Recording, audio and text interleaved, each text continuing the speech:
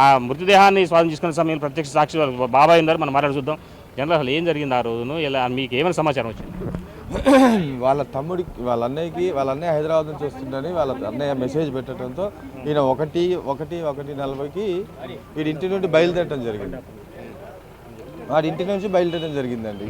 వాడు బయలుదేరి బస్ స్టాండ్కి పోదాం అనుకొని వీడు పోయాడు. ఈ లోపల బస్సు వాళ్ళ ఇంటి దగ్గరలోనే ఆగడంతో అక్కడ దిగిపోయాడు. ఈయన మెసేజ్ పెట్టినా కానీ చూడలేదు. వాడు చూడబోయడానికి ఈయన ఇంటికి దిగి ఇంటికి వచ్చేసాడు. ఇంటికి రాగానే వీడి ఇంట్లో బ్యాగ్ పెట్టగానే ఈ వాయిస్ మెసేజ్ వచ్చిందండి. ఫోన్ కాల్ చేశాడు, అన్న నన్ను కాపాడు, నన్ను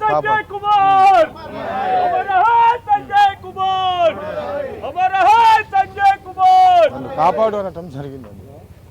సో మొదటిగా చూసుకోవచ్చు, కన్నీరు మురైన కుటుంబ సభ్యులు మరోపైన సొంత అన్నకు అర్ధరాత్రి పూట మెసేజ్ వచ్చింది, వాయిస్ మెసేజ్. తమ్ముడు యొక్క దీనక స్థితి మరోపైన తను చంపేస్తున్నారంటూ అర్ధనాదాలతో విన్నటువంటి సంజయ్ ఒక అన్న కూడా స్థానిక సహకారంతో అర్ధరాత్రి పూటే సాగర్ కెనాల్ వైపు వెళ్ళడం కూడా జరిగింది. అసలు ఏం జరిగింది ఆ రోజు? నేను హైదరాబాద్ నుంచి ఖమ్మం వస్తున్నా పండగ అని చెప్పి మా తమ్ముడు ముందే వచ్చాడు నాకంటే. నేను వస్తున్నారా, బస్సు లేట్ అవుతుంది, నన్ను పిక్ చేసుకోరా అని చెప్పి వాడికి చెప్పిన. వాడు నేను 1:30 ఆ టైం దాకా చాట్ చేసుకుంటూనే ఉన్నాము. అన్న నేను స్టార్ట్ అవుతున్నా అని మెసేజ్ చేసి ఆ తర్వాత నుంచి వాడికి నాకు కాంటాక్ట్ లేదు. నేను ఫోన్ చేస్తూనే ఉన్నా, వద్దురా రామాకు, నేను ఇంటికే వస్తా అని చెప్పి చెప్తూనే ఉన్నా. వాడు అప్పటి నుంచి కాల్స్ లిఫ్ట్ చేయట్లేదు, నా మెసేజ్కి రిప్లై లేదు. తర్వాత కాసేపటి నేను ఇంటికి చేరుకున్నా, రాలేదని చెప్పి వాడు ఇంట్లో లేడు. సరే బయటికి వెళ్ళిండేమో అని చెప్పి బ్యాగ్ అప్పుడే దింపుతున్నా. వాడు కాల్ చేసి, అన్న నన్ను చంపుతున్నారన్న, ఇక్కడ అమ్మ చికెన్ సెంటర్ దగ్గర ఒక బండి గుద్దింది అన్న, నా బండిని ఆటో గుద్ది నన్ను ఆటోలో వేసుకొని పోతున్నారన్న, అందులో ఒక అమ్మాయి ఉంది, రేప్ చేశారు, ఆ అమ్మాయిని చంపేశారన్న, నన్ను కూడా చంపేస్తున్నారన్న, రా అన్న అని చెప్పి ఫోన్ చేశాడు. ఫోన్ కట్ అవ్వగానే వాయిస్ మెసేజ్ లైవ్ లొకేషన్ పంపించాడు. తర్వాత అక్కడికి వెళ్ళి చూసేసరికి 5 నిమిషాల్లో అక్కడ మనిషి లేడు, బండి మాత్రమే పడేస్తుంది. 3 రోజుల తర్వాత మా తమ్ముడు శవమే తేలిండు. కాపాడాలంటూ ఓ మహిళను చంపేశారంటూ కూడా మీకు సమాచారం ఇచ్చారు, మెసేజ్ పెట్టారు. దానికి సంబంధించింది మహిళ ఆచూక్యం లభ్యమైందట? ఇంతవరకు ఎలాంటి అప్డేట్ పోలీసు వాళ్ళ దగ్గర నుంచి అయితే లేదు మాకు. మా తమ్ముడిని కూడా మేమే ఎత్తికి పట్టుకున్నాము. రేపొద్దున ఆ అమ్మాయి ఎవరో కూడా మేమే ఎత్తికి పట్టుకుంటాము, అప్పుడు వచ్చి చెప్పండి ఏమున్నా. మాకైతే మా తమ్ముడిని ఇట్లా చేసింది ఎవరో అవ్వాలి. ఇంతవరకు పోలీసు వాళ్ళు ఏం చేయలేదు.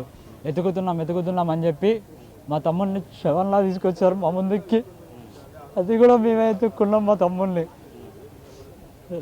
చూసుకోవచ్చు, ఈ స్థానిక యువకులు కూడా చాలా వరకు కూడా ఈ ప్రాంగణం చేరుకున్నారు. అసలు ఇది సంజయ్ యొక్క వ్యక్తిత్వం ఎలా ఉండేది? వాడు నాకు చిన్నప్పటి నుంచి మాతో కలిసే ఉంటాడు. వాడికి ఎలాంటి బ్యాడ్ హ్యాబిట్స్ లాంటివి ఏమి ఉండేవి కావు.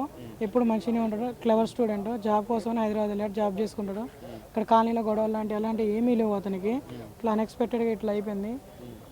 దానికే మాకు పోలీసులు కూడా ఇంతవరకు ఏం సమాచారం ఇవ్వలే. వాళ్ళు మా ఉన్న 3 డేస్ నుంచి కూడా మేమే 24/7 ఎత్తుక్కుంటున్నాం.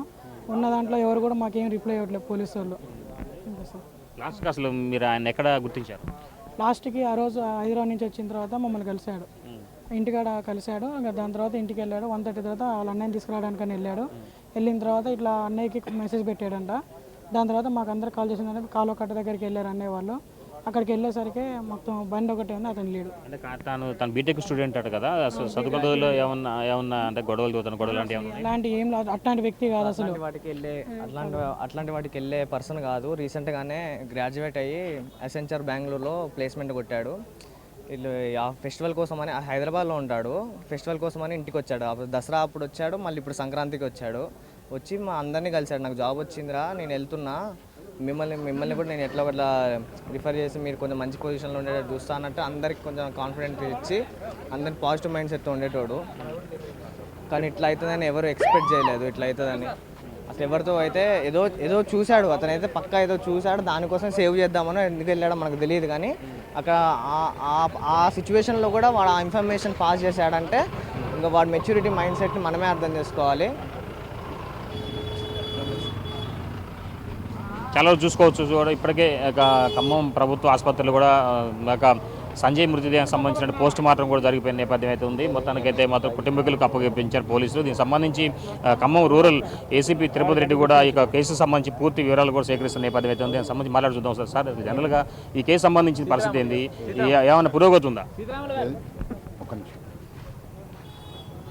కేసు ఇప్పుడు దర్యాప్తు చేస్తున్నాం, కేసు నమోదు చేసినాం, దర్యాప్తు చేస్తున్నాం. కేసు పురోగతిలోనే ఉంది.